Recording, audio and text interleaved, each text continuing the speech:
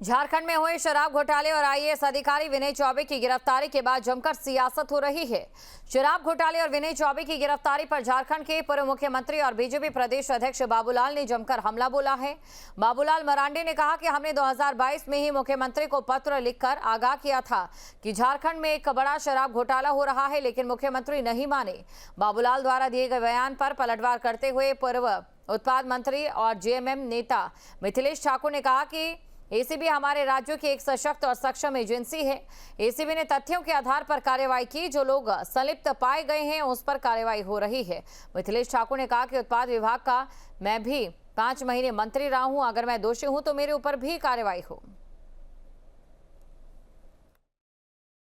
यहाँ वो इशू मेरे लिए नहीं है। इशू इतना ही है, शराब घोटाला 2022 से चल रहा है। हमने 2022 को ही अप्रैल में पत्र लिखा था, ये गड़बड़ियां हो रही, इन कंपनियों को देने के लिए सारे कुछ हो रहा है। फिर उस कंपनियों को दिया गया और उसके बाद मुख्यमंत्री ने कोई कार्रवाई नहीं की।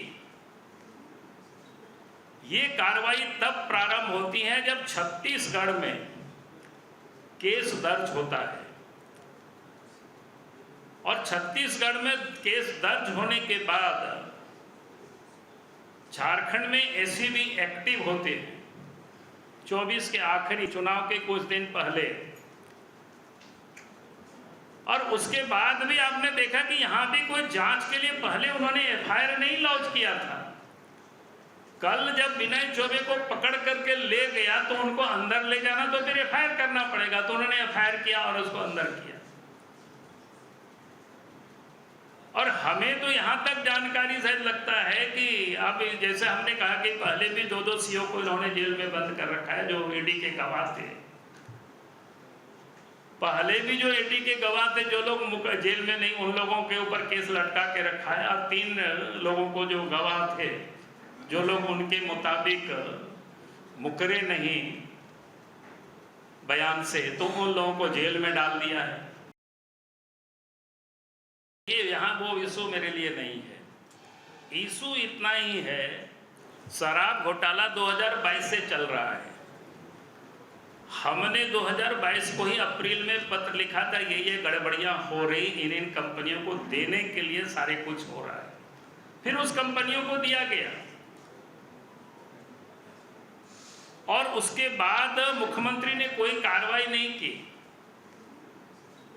ये कार्रवाई तब प्रारंभ होती है जब छत्तीसगढ़ में केस दर्ज होता है, और छत्तीसगढ़ में केस दर्ज होने के बाद झारखंड में एसीबी एक्टिव होते हैं।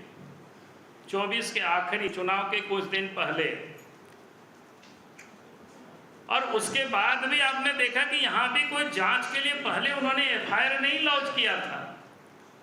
कल जब विनय चौबे को पकड़ करके ले गया तो उनको अंदर ले जाना तो फिर एफआईआर करना पड़ेगा, तो उन्होंने एफआईआर किया और उसको अंदर किया। और हमें तो यहां तक जानकारी शायद लगता है कि अब जैसे हमने कहा कि पहले भी 2 सीओ को इन्होंने जेल में बंद कर रखा है, जो ईडी के गवाह थे।